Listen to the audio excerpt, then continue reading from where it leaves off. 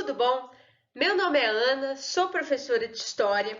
Pessoal, a gente vai agora caminhando para o fim do nosso curso de História Geral. Essas duas últimas aulas são os dois últimos temas que caem do curso de História Geral no vestibular. Então, são bastante importantes, né? Obviamente. Mas, pessoal, são bastante importantes também porque são temas, são cenas que com certeza vão cair no seu vestibular, né? Eu vou falar para vocês, na aula de hoje, do período entre guerras, que é o período que corresponde ao fim da Primeira Guerra Mundial, em 1918, até o começo da Segunda Guerra Mundial, em 1936. Esse período, pessoal, o mundo passou por grandes turbulências e grandes questões que vão culminar na Segunda Guerra Mundial e vão culminar nesse fenômeno que foi o nazifascismo. Tudo bem? Vamos começar falando, antes de falar do Hitler, do Mussolini, o que foi o nazifascismo, são as ideologias totalitárias. A gente vai falar primeiro de um fenômeno bastante importante, que vai ser a crise de 1929. Pessoal, a crise de 1929, ela vai ter uma origem, que vai ser o desequilíbrio da economia norte-americana pós Primeira Guerra Mundial. Por quê? Nessa aula eu faço o gráfico para vocês entenderem na lousa, mas eu vou colocar aqui no vídeo um gráfico que eu mesma vou fazer no computador para vocês poderem entender assim. Pessoal, Primeira Guerra Mundial. A Europa com um continente completamente devastado, certo? As indústrias, pessoal, sempre que a gente tem uma guerra num continente, as indústrias não funcionam da melhor forma possível. Pensa, porque os primeiros locais a serem bombardeados são as indústrias.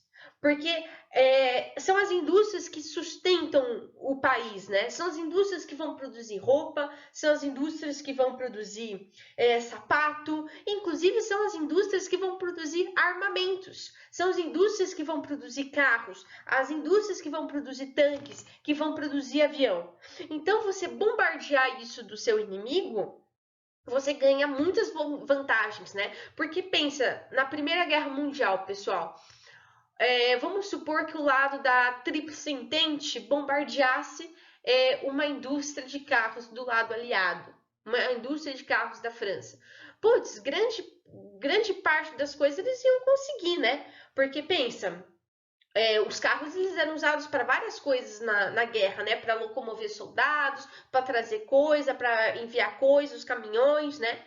Então, assim, as indústrias são as mais atingidas durante um período de guerra. Então, a Europa, na Primeira Guerra Mundial, estava com as suas indústrias, inclusive a própria Inglaterra e a Alemanha, grandes produtoras industriais, completamente devastadas. Quem estava suprindo essa produção industrial da Europa na época? Qual outro país, pessoal, fora do continente europeu, tinha uma indústria forte o suficiente para poder ajudar a Europa? Qual?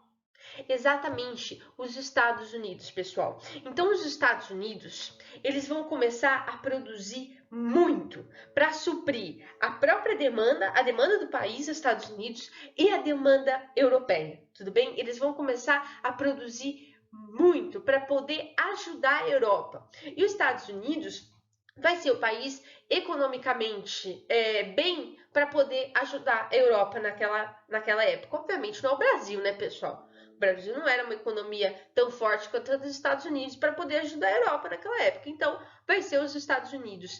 E aí, pessoal, que os Estados Unidos, eles vão bombar. Antes, a gente tinha como cenário mundial a Europa como centro econômico do mundo, tudo bem? Não era os Estados Unidos antes da Primeira Guerra Mundial, não era a Europa. Pós Primeira Guerra Mundial, pessoal, essa cena vai se inverter. O centro do mundo vai começar a ser os Estados Unidos. Então, essa visão que a gente tem de o centro do mundo é os Estados Unidos, que até hoje está mudando, né? O centro do mundo está começando a ir para a China, né? Não. Não era. Os Estados Unidos só vai começar a ser o centro do mundo pós Primeira Guerra Mundial, tudo bem? Então, eles vão enviar dinheiro e vão enviar produtos industriais para a Europa. Não só isso, vão enviar também soldados, né? Mas acabando a Primeira Guerra Mundial, pessoal, vocês entendem que não precisava tanto desses produtos, né? Concordo? Porque pensa, vamos pegar o exemplo da roupa, tá? Durante a Primeira Guerra, os Estados Unidos estava produzindo muita roupa. Porque, obviamente, né, os soldados precisavam de roupa e a roupa rasgava toda hora, né? Então, eles estavam produzindo muito. E daí, depois acaba a Primeira Guerra Mundial, não precisa mais produzir tanto assim, né? Ótimo, dá uma quedinha, beleza. Porém, os Estados Unidos continuam a produzir, muito. Mas a Europa vai falar assim, bacana, Estados Unidos, que você está produzindo bastante roupa, mas a gente não está precisando mais de tanto. Se a gente precisava de 5 camisetas, agora a gente não precisa mais de 5, a gente precisa de 2, tá? Durante a guerra a gente precisava de 5, agora a gente precisa de 2. Porém, os Estados Unidos continuou produzindo 5 camisetas por pessoa, vamos supor, tá? Vocês concordam que tem um déficit de 3 camisetas? Então, tem 3 camisetas que não estão sendo compradas, que estão sendo jogadas no lixo. Para a economia, isso é péssimo, pessoal, porque quando você produz algo, você gasta dinheiro. E para você repor esse dinheiro, você precisa que todo mundo compre os seus produtos, né? Você não pode perder tanto assim. E os Estados Unidos começou a perder, porque assim, a produção continuou alta, porém o consumo caiu. Entendeu? Então, isso vai gerar uma crise, pessoal, que vai ser a crise de 1929, certo? A crise de 1929, a gente vai chegar num ponto em que isso vai ficar catastrófico, essa produção cada vez mais alta e esse consumo caindo cada vez mais, tudo bem? Porque as indústrias não estavam mais sustentando isso daí, economicamente isso é ruim, pensa, é o que eu falei, você tem 5 camisetas, você produziu essas 5 camisetas, você precisa repor esse dinheiro dessas 5 camisetas. Se alguém compra 2, você está em prejuízo só, né? Se alguém só compra 2, você está em prejuízo, certo? Então, isso vai gerar a crise de 1929, tudo bem, pessoal? Então, no dia 24 de outubro de 1929, a Bolsa de Nova York, ela vai ter o grande crash, que vai ser uma das maiores crises econômicas do capitalismo, tá? Vai gerar falência de empresas, muitas indústrias irão fechar, desemprego, a inflação vai lá em cima, pessoal, lá em cima. E, obviamente, a crise não vai ficar só nos Estados Unidos, porque quais outros países dependiam financeiramente dos Estados Unidos? O próprio Brasil vai entrar em crise em 1929. A crise vai chegar na nossa frente, pessoal. Quem estuda a história do Brasil sabe disso, que 1929 e 1930 são anos marcantes, certo? Qual outro continente que vai sofrer muito com a crise de 29? Exatamente, a Europa, pessoal. A Europa, pessoal, já estava completamente arrasada, completamente destruída depois da Primeira Guerra Mundial, economicamente. E ainda me vem uma crise. Puta, a Europa, ela vai pro saco, pessoal, vai pro saco. E sabe qual outro país que vai pro saco, pessoal? Principalmente a Alemanha. A Alemanha vai ser um país que vai sofrer muito com a crise de 29. Para vocês terem noção, a Alemanha, após a Primeira Guerra Mundial, depois eu vou falar um pouquinho mais especificamente da Alemanha, ela vai ter uma crise política e uma crise econômica.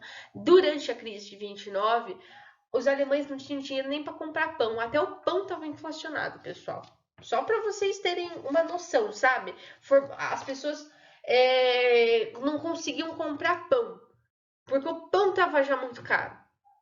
Porém, um lugar não vai sofrer os efeitos da crise de 29. Que lugar vai ser esse? A União Soviética. Porque a União Soviética ela estava num regime político e econômico completamente diferente, que era o regime comunista, tudo bem? Que não tem nada a ver com o regime capitalista, beleza? Pessoal, guardem muito bem que a crise de 29 vai ser uma crise econômica. uma crise do capitalismo, né? Em que a gente vai começar a analisar que não dá para deixar a economia andar sozinha, porque a economia ela estava andando sozinha, sem interferência estatal. Nessa época, antes de 29, o Estado não estava interferindo nessa curva, uma produção excessiva e um consumo cada vez mais baixo. O Estado não estava interferindo nisso. E daí a gente chega no ponto que tem a crise de 29. Então, nessa hora, durante a crise de 29, vocês vão ver que o mundo vai parar para pensar, falar isso está errado. Sempre que a gente tem crise econômica, a gente tem um momento de reflexão, tá? Na nossa sociedade. Reparem bem, agora nessa época de pandemia, a gente está refletindo sobre muita coisa. Será que o sistema capitalista é o melhor sistema para a sociedade funcionar, por exemplo? Será que a forma como a gente gera se é o melhor sistema, será que a forma como a gente gera esse capitalismo é a melhor forma? Época de crise, a gente vai ter vários tipos de pensamento, várias ideias que vão surgir para a gente tentar solucionar esse problema e não ter mais esse tipo de problema. Uma das ideologias que vão surgir vai ser o welfare state, que é o estado do bem-estar social. O nazifascismo vai ser uma ideologia que virá surgir. E o próprio comunismo vai se fortalecer ainda mais, tudo bem, pessoal? A ideologia comunista, o papel da União Soviética vai se tornar cada vez mais forte, porque a União Soviética vai deitar e rolar nessa crise de 1929, porque afinal de contas ela estava ilesa dessa crise de 29, tá? A União Soviética não dependia dos Estados Unidos e, além de tudo, tinha um sistema que funcionava de uma forma muito diferente do sistema capitalista, tudo bem? Então o pessoal vai começar, pera lá, será que a União Soviética não tem razão? Será que o comunismo não é, o Marx não tinha razão? Será que o comunismo não é o melhor caminho?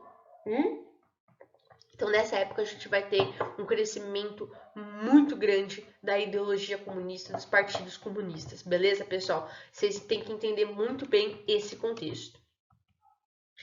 Bom, vamos lá. O que essa crise vai reverberar no mundo, né, pessoal?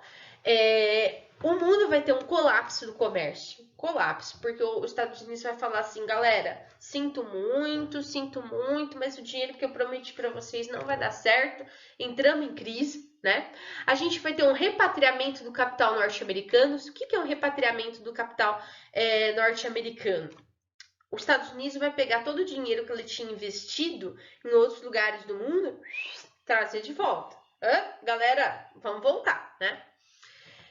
Enfim, a gente vai ter nesse cenário, ainda por cima, a eleição presidencial dos Estados Unidos, em 1932, tudo bem? E a gente vai ter a vitória de um candidato chamado Franklin Delano Roosevelt. Vocês devem estar falando, Roosevelt, nossa, esse nome eu já ouvi aqui no curso de História. Claro, vocês ouviram o nome do Theodore Roosevelt, sabe? O Colorado Roosevelt. Exatamente, é esse Roosevelt. Esse Roosevelt que eu tô falando é outro. É o Franklin Delano Roosevelt, tudo bem? Esse é o Roosevelt da Segunda Guerra Mundial, caso vocês queiram guardar melhor, tudo bem? Primeiro, Roosevelt é o Roosevelt do século XIX, da política do imperialismo norte-americano. O Roosevelt ele vai governar de 1933 até 1945, fim da Segunda Guerra Mundial. E o Roosevelt ele vai falar assim, gente, seguinte, a gente precisa superar essa crise. Como que a gente precisa superar essa crise? As indústrias estão com uma grande produção. Estão com um monte de camiseta estocada, um monte de carro estocado, um monte de, sei lá, copo estocado, todos os produtos estocados. Porque a gente teve uma produção muito grande e não tivemos quem comprasse essa produção. Só que a gente está em crise, as pessoas perderam o emprego, menos ainda que as pessoas vão comprar essa produção excessiva, menos ainda. A gente precisa fazer esse pessoal que perdeu o emprego ganhar emprego e voltar a consumir. Pensa na situação das 5 camisetas por pessoa. Lembra que comprava só 2 e ficava 3 em excesso? Lembra disso? A gente precisa que as pessoas comprem essas três camisetas excessivas, tudo bem? Como que a gente faz isso? Quando elas têm emprego. Quando as pessoas têm um emprego bom, que ganha bem, elas consomem, pessoal. Qual que está sendo o grande problema da pandemia?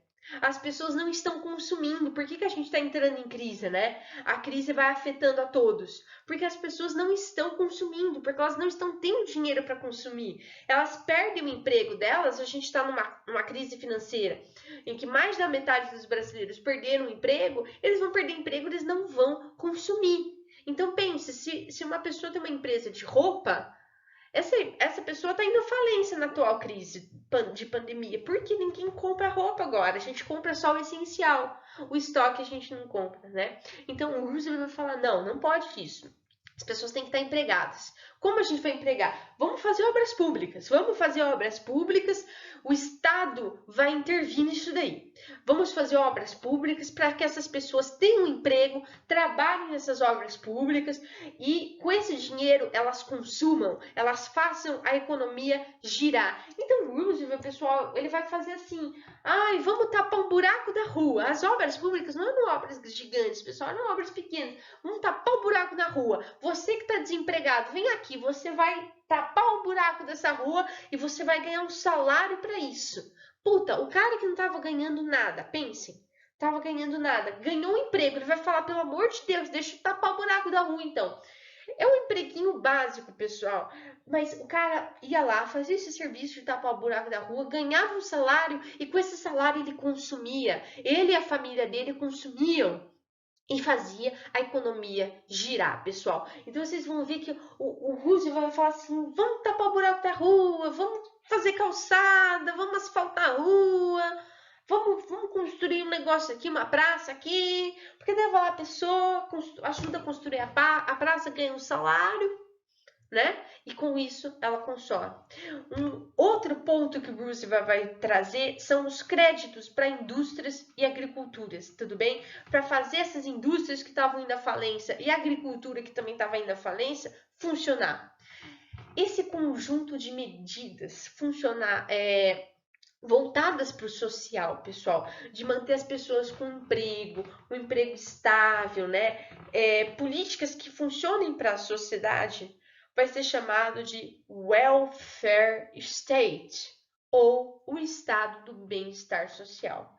É uma forma de capitalismo, tudo bem, pessoal? Mais conhecida como política do intervencionismo, ou keynesianismo, tudo bem? Porque o Roosevelt vai se apoiar num economista que tinha essas ideias do welfare state, chamado Keynes, tudo bem? Um economista bastante famoso. O Keynes, ele não é defensor do neoliberalismo, tudo bem? Ele é defensor do welfare state, de um capitalismo voltado para o bem-estar social, beleza, pessoal? É bastante importante vocês entenderem isso. Dentro dessa crise de 1929, vão surgir outras propostas. Tudo bem, pessoal? Não vai ser só a proposta do Roosevelt. Sem querer, eu pus a setinha aqui, pessoal. Perdão, agora eu não consigo voltar no vídeo. Mas outras propostas vão surgir. E uma das propostas que vão surgir vai ser o totalitarismo, que vai surgir principalmente na Alemanha e na Itália com o nazifascismo, tá? O totalitarismo, pessoal, ele pode ser tanto voltado para a esquerda, como foi o caso do stalinismo. Caso vocês não lembrem o que foi o stalinismo, sugiro que vocês assistam a aula de Revolução Russa. Ou ele pode ser voltado para a direita, para o capitalismo, que vai ser o nazifascismo, tudo bem? Vou dar uma definição bastante legal para vocês usarem no vestibular do que é o totalitarismo. Primeiro, o Estado é o partido. Vocês sabem um pouquinho de história? A Alemanha, durante o período nazista, ela era representada como? Pelo partido nazista, a ponto de a bandeira da Alemanha ser a bandeira do partido nazista. Aquela bandeira do nazismo que vocês conhecem não é a bandeira da Alemanha, é a bandeira do partido nazista. Porém, ela era usada como bandeira da Alemanha. Então, o Estado ele se mescla, né? Ele se dissolve junto com o partido. O líder é extremamente autoritário e carismático, tudo bem? Ele mexe muito com a personalidade dele. O Stalin fazia isso, o Hitler fazia isso, tudo bem? Mussolini fazia isso, beleza, pessoal? O Mussolini, ele era extremamente carismático, todo mundo gostava do Mussolini. A figura do Mussolini, ela era muito aclamada, tudo bem? E há um controle sobre a vida pública e privada, tudo bem? Principalmente a vida privada, beleza? Nada escapa aos olhos do Estado, tudo bem? O Estado está de olho em tudo, na sua vida pública e na sua vida privada, beleza? Então é bastante importante vocês verem exatamente isso aqui, ó. O nazismo, pessoal, ele não é de esquerda. E o nazismo, ele é um projeto totalitário, capitalista. Ele de forma alguma, o nazismo ou o fascismo trabalha para derrubar o capitalismo. Não, não, não. O nazismo e o fascismo nascem do capitalismo, tudo bem? O capitalismo gera esse tipo de pensamento, tá? O totalitarismo voltado para a esquerda, para o socialismo, é mais o stalinismo, mas não o nazifascismo, tudo bem, pessoal?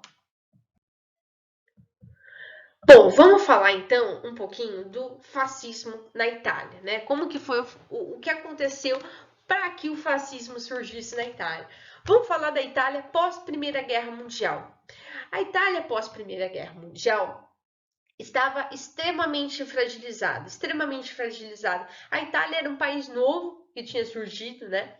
E pós Primeira Guerra, ela vai enfrentar uma crise política, de disputa de partidos políticos pelo governo italiano e uma crise econômica por conta da guerra. Afinal de contas, a Itália de início, né, ela apoia a Alemanha, tudo bem? Depois ela sai no meio da guerra, mas de início ela apoia a Alemanha.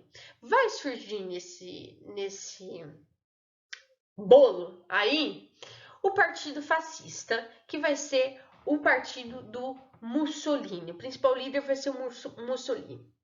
Qual que era a ideologia desse partido fascista? Primeiro, o partido fascista via essa confusão de partido para cá, partido para lá, um disputando poder. E eles falavam assim: o que falta nesse país é uma coisa mais autoritária, uma coisa mais mandona, tudo bem? Então, gente, isso é um erro, esse é um erro, mas eu tô tentando fazerem vocês entenderem como é que funcionava a cabeça dos caras. Então, era uma ideologia voltada para o autoritarismo. Além disso, eles pregavam um nacionalismo bastante excessivo. Lembra o nacionalismo que eu dei para vocês na aula de século XIX, ideologias sociais do século XIX? O próprio, olha só ele, o nacionalismo. Então, você ter orgulho de pertencer à Itália, né? Você ter orgulho de defender a Itália acima de tudo, de ser italiano. Um militarismo muito forte, tudo bem? Além disso, um anticomunismo na raiz, pessoal. Na raiz, tudo bem? E também um pouco do romantismo no seguinte sentido do irracionalismo, sabe? O partido fascista trabalhava muito, não necessariamente com o racional das pessoas, mas com aquilo que deixava elas emotivas. Você tem que salvar a Itália. Esse discurso de você tem que salvar a Itália, você tem que ir lá, você tem que combater esses comunistas que estão aqui para pegar o poder da Itália, que estão aqui para pegar a Itália e transformá-la num país comunista. Isso aí, pessoal, é um discurso romântico, baseado no irracional. Pera lá, não tem que salvar a Itália, entende? A gente tem que ser o Messias, né? Com política, com governo, a gente não pode trabalhar dessa forma não pragmática, tudo bem? E também uma das ideologias era o simbolismo, né? Os fascistas trabalhavam bastante com símbolos da mesma forma que o nazismo. Inclusive, o símbolo do fascismo é o fátio, né? Romano. E o fátio era uma bolsinha que os romanos carregavam nas costas, né? E é uma bolsinha cheia de feixes entrelaçados. Ela era feita de feixes de plantas entrelaçados. Isso mostra bastante o que é o fascismo, pessoal, em que a gente não há o indivíduo, a gente tem o coletivo, tudo bem? Em 1922 a gente vai ter a Marcha sobre Roma, do Mussolini, em que ele vai chegar, vai tomar o poder, né? E para a Itália, a gente vai ter um ponto interessante que vai ser o corporativismo. Ou seja, o sindicato dos trabalhadores, eles vão ser atrelados ao Estado, tá? Ou seja, o Estado ele controlava inclusive os sindicatos. Por quê, pessoal? Porque é dentro dos trabalhadores, dentro dessa classe social em que emerge o comunismo, né? Porque afinal de contas, o comunismo ele serve para quem? Para o burguês? Não, óbvio que não. Você vai tirar o burguês do poder, você vai tirar os privilégios da burguesia se você colocar o comunismo. O comunismo favorece aos trabalhadores, tudo bem?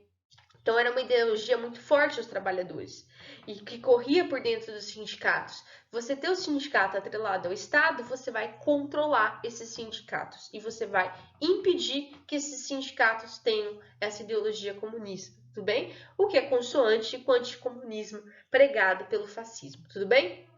Um outro presidente que vai fazer isso aqui no Brasil, vocês conhecem? Exatamente, o próprio, o Vargas vai fazer isso, beleza? Bom, eu coloquei ele não aí na época que eu dei aula, em 2018, mas infelizmente certas pessoas foram eleitas e estamos aqui nesse desastre humanitário, né, pessoal?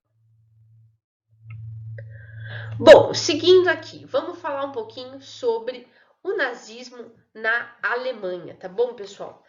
Em 1918, com o fim da Primeira Guerra Mundial, a gente tem o fim do Segundo Reich alemão, tá? E vai assumir uma república, tudo bem que vai ser a República de Weimar. Weimar, beleza? Beleza, a gente tem que saber falar alemão. Para falar alemão, a gente tem que parecer um cachorro latindo, tá, pessoal? É tranquilo de aprender a falar alemão. Mas, enfim, a República de Weimar, ela vai ser extremamente instável. Ela não vai ter muita força. Porque, da mesma forma que na Itália, vários partidos políticos vão tentar dominar o poder na Alemanha. Um desses partidos que vai tentar dominar o poder vai ser o Partido Comunista, inclusive. O Partido Comunista Alemão era muito forte, tá? E um outro partido que vai surgir, vai ser o oposto ao comunismo. Qual partido que vai ser? O Partido Nazista. Então a gente vai chegar numa situação política de guerra civil. Além disso, os velhos partidos da Alemanha vão entrar em colapso, vão entrar em crise. Muito semelhante à situação do Brasil. O PT é um velho partido, né? E ele entra em crise, né? O que leva o Bolsonaro ao poder é também a crise do PT. Essa crise da corrupção, né? Da falta de ética, de moral, né? Desses partidos. Isso aconteceu também na Alemanha, esse colapso dos velhos partidos. Além disso, a economia estava sofrendo com a hiperinflação, tudo bem? Ou seja, a Alemanha, pessoal, pensem, não se esqueçam do Tratado de Versalhes, que a Alemanha assinou pós Primeira Guerra Mundial e que ela só se ferrou com esse tratado, porque além de ter sido culpada pela guerra, lembra? Não sei se vocês lembram, quem não lembra assiste a aula de Primeira Guerra Mundial. Além da Alemanha ter sido culpada pela guerra, ela tinha que pagar uma indenização aos países aliados, que era a Inglaterra e a França. Então, pessoal, a Alemanha estava completamente devastada economicamente. E o tiro de misericórdia vai ser a crise de 29, inclusive, beleza? Nisso vai surgir o partido nazista do Hitler. Nazista vem de nacional-socialista. Vocês vão falar, claro que ele é de esquerda. Claro. Tinha nacional-socialista no nome. Claro que era comunista. Pessoal, não se engane muito com o nome de partido, viu, gente? É muito ingênuo quem se engana com o nome de partido, porque a gente tem que ver a raiz política mesmo. O PSDB, por exemplo, ele tem social no nome. De social não tem bosta nenhuma, né, pessoal? O que o João Dória é social? O que o Alckmin é social? Né? Mas, enfim, em 1923, a gente tem Punch da cervejaria. O que o Punch da cervejaria foi? O Hitler e mais outros colegas dele do partido nazista, eles vão para uma cervejaria tomar uma breja e eles decidem que era uma excelente hora deles tomarem o poder. É exatamente isso, pessoal. Uma coisa bem ridícula, bem tosca mesmo. Exatamente isso. Decidem tomar o poder e, obviamente, eles vão presos, pessoal. E o Hitler, ele vai pra cadeia.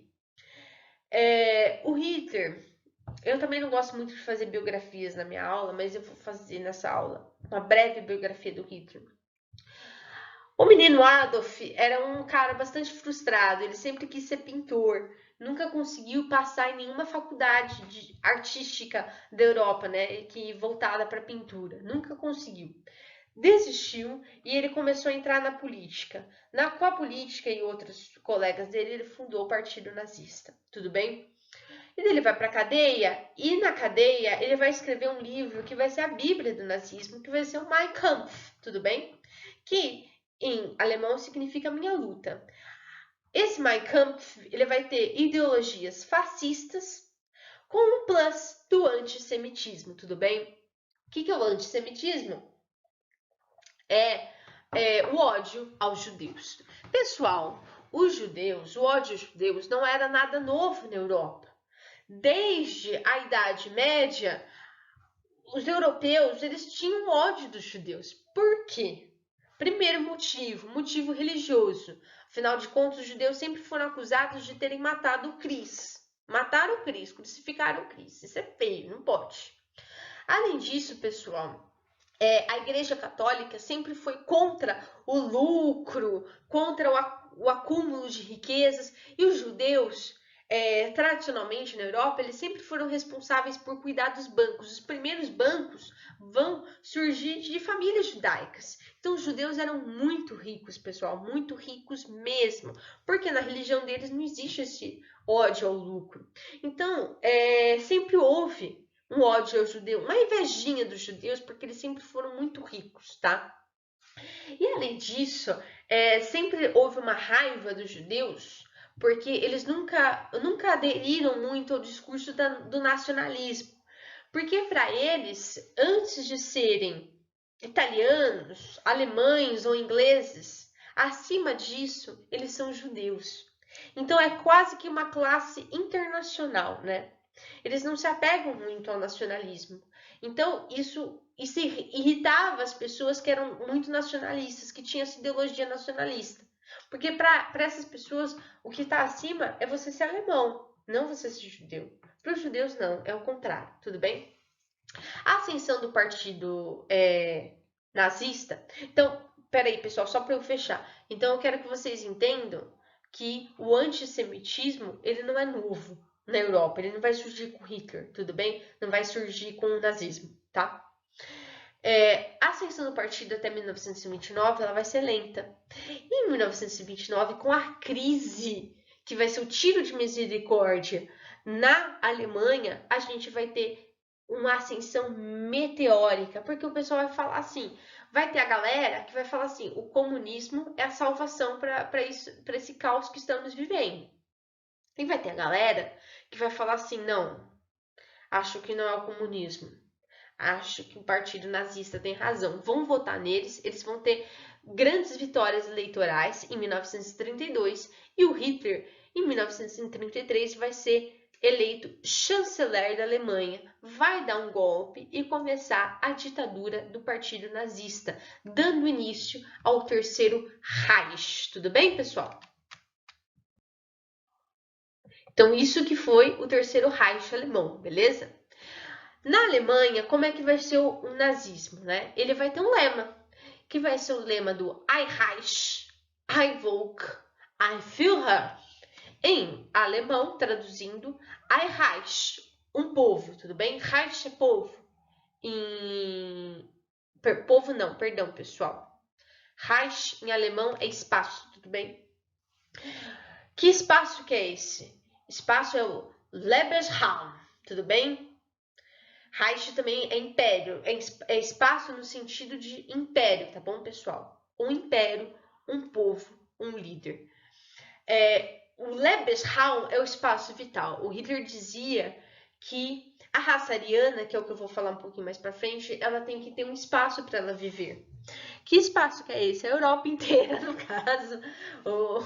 O Hitler era bem claro nisso, era a Europa inteira. Ele queria dominar a Europa inteira, porque ele acreditava que o nazismo, para florescer, ele tinha que ter espaço, tinha que ter território. Ein Volk. Volk, em alemão, é povo, tudo bem? O carro Volkswagen quer dizer, a marca quer dizer carro do povo, tá? Carro popular.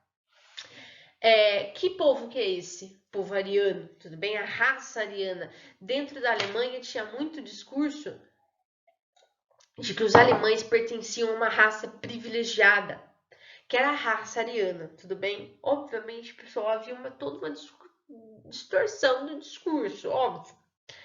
Então, eles eram superiores, né? Os alemães eram superiores. Superiores a quem? Superiores a todos, aos negros, principalmente os negros, que eram vistos como uma raça inferior, aos judeus, que eram vistos como diferentes dos alemães, tá? Dos arianos, né? Enfim, superior a todos. E aí, Führer? Führer quer dizer líder. Quem era o líder? Quem que era esse único líder? O Hitler, no caso, né? Enfim, o Hitler vai ter muito sucesso econômico, tá?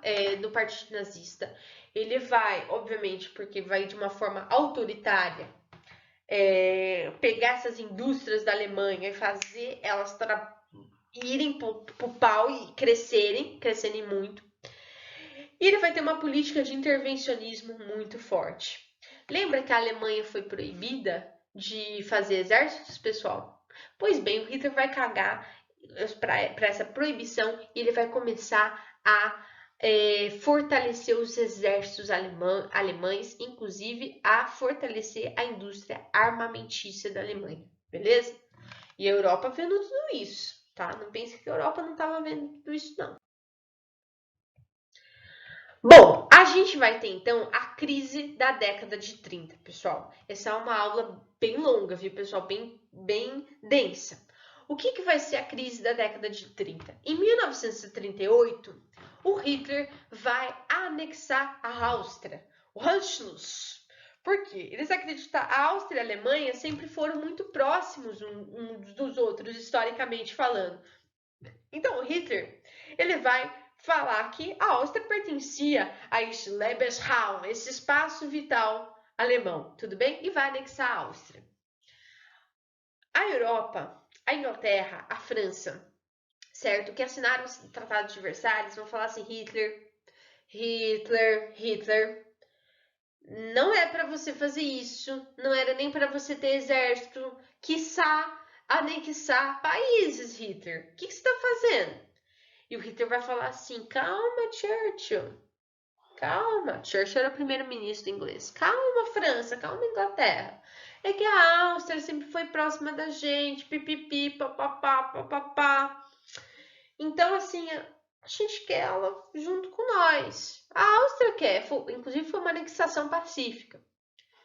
Tá bom, ótimo. Mas vocês sabem que o Hitler não vai sossegar, né? E daí, daqui a pouco, ele vai lá e ele anexa a Tchecoslováquia, né? Vai ser a questão dos Sudetos, tá bom, pessoal? Porque ele vai anexar os Sudetos. E daí, a França e a Inglaterra vai falar Hitler, não era para você estar anexando a Tchecoslováquia, os Sudetos. Não, porque a região dos Sudetos tem muitos alemães lá. O Hitler falava isso. Na região dos Sudetos, na Tchecoslováquia, tem muitos alemães e eles querem viver com a gente no Lebensraum, pipipi, papapá. Isso vai gerar uma crise, né? Já a anexação da Tchecoslováquia vai gerar uma crise, pessoal. E que a Inglaterra e a França vai chamar o Hitler para conversar. Vai ser a Conferência de Munique, em que vai haver uma política de apaziguamento, tá? Uma política de apaziguamento, em que eles vão falar, Hitler, a Inglaterra e a França vai falar assim, Hitler, promete que a última coisa que você vai anexar, promete, prometo. Ótimo. Fecha a cena, vamos para a cena do que estava acontecendo na Espanha. Pessoal, a década de 30, pessoal, foi muito conturbada, galera. Vocês não têm noção do quanto foi. A Espanha, né? A Guerra Civil Espanhola vai começar como? A gente vai ter a eleição para a República Espanhola e quem vai vencer as eleições vai ser um partido de esquerda, tudo bem? Principalmente formado pelo povo. Porém, lembrem que na década de 30 estava tendo muito essa dicotomia do comunismo e as ideologias totalitárias. Porém, a elite espanhola, extremamente burguesa, e a Igreja Católica Espanhola, uma igreja muito tradicional, muito conservadora, não vão gostar dessas eleições e vão querer dar um golpe. Começa uma guerra civil na Espanha, dos republicanos que apoiavam esse governo de esquerda eleito democraticamente e tinham apoio da União Soviética e também das brigadas internacionais. O que eram as brigadas internacionais? Foram pessoas empáticas com a situação da Espanha na época e que queriam defender esse governo democraticamente eleito, né? E pessoas, obviamente, voltadas para as ideologias de esquerda que vão ajudar os republicanos nessa guerra civil espanhola. Versus os nacionalistas, que vai ser a oposição fascista, tudo bem? Formada pela elite espanhola e pela igreja, e vai ter apoio de quem? Da Alemanha e da Itália. A gente fala que a Guerra Civil Espanhola, pessoal, ela vai ser um laboratório para que a Alemanha e a Itália testassem os seus poderios armamentícios, tudo bem? Para que a Alemanha nazista visse o poder e a eficiência do exército que eles estavam construindo, beleza?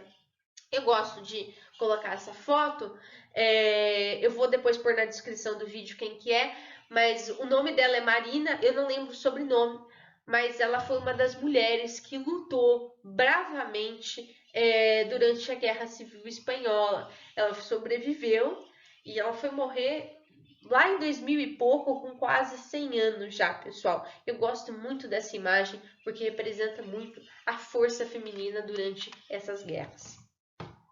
Além disso, a gente vai ter a crise polonesa. Tudo isso, pessoal, tudo junto misturado. A crise polonesa vai ser em 1939, em que o Hitler ele vai invadir a Polônia, tudo bem? Ele vai invadir a Polônia porque a Polônia era muito rica também em materiais para serem usados para a indústria, principalmente carvão, tudo bem? A Polônia era muito rica. E o Hitler ele vai invadir a Polônia e isso vai dar start para a Segunda Guerra Mundial, que vai começar em 1939. Inclusive, um ponto do vídeo eu falei em 1936, peço perdão, pessoal. 1939. Tô meio ruim das datas aqui. E quando o Hitler ele invade a Polônia, ele vai fazer um pacto chamado de Pacto Germano-Soviético ou Ribbentrop-Molotov, em que ele vai fazer um pacto de paz com a União Soviética. Ele vai chamar o Stalin e vai falar: Stalin, fica tranquilo. Eu estou invadindo a Polônia, invadindo a Tchecoslováquia, invadindo a Áustria, mas fica tranquilo que a União Soviética eu não vou invadir. A gente vai ver futuramente que isso vai ser mentira. Spoiler, vai ser mentira. Mas enfim, em 1939, com a invasão da Polônia pelo Hitler, vai dar início à Segunda Guerra Mundial. Beleza, pessoal? Vamos fazer então um de olho no Enem? Peço que vocês pausem o vídeo, façam a questão e vamos lá para a resposta. Bom, pessoal, é um texto falando sobre a crise de 29, né? Letra B, né? Vamos pular a A, né? Que é a correta. Letra B. A crise de 29 foi solucionada por Roosevelt, que criou medidas econômicas para diminuir a produção e o consumo. Não, muito pelo contrário.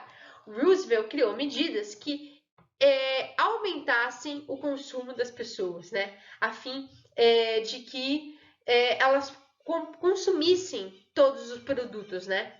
E ele não queria diminuir a produção, ele queria intervir nessa produção para que essa produção ficasse de acordo, né? Letra C. Os programas de ajuda social implantados na administração de Roosevelt foram ineficazes? Não, muito pelo contrário, foram bastante eficazes. Os programas de ajuda social e intervenção do Estado na economia. Desenvolvimento da indústria bélica incentivou o intervencionismo de Roosevelt e gerou uma corrida armamentista? Não tem nada a ver, né? Essa corrida armamentista ela vai vir depois da Guerra Fria com os Estados Unidos e a União Soviética. A intervenção de Roosevelt coincidiu com o início da Segunda Guerra Mundial? Não, pessoal, isso daí foi em 33 o New Deal. A Segunda Guerra Mundial vai ser só em 1939. Então a gente fica lendo com a letra A, que cabe muito bem com o texto. O fundamento da política de recuperação do país foi a ingerência do Estado, em ampla escala, na economia, que é a síntese do que é o New Deal. Beleza, pessoal? Eu vou ficando por aqui. Um beijinho. Tchau, tchau.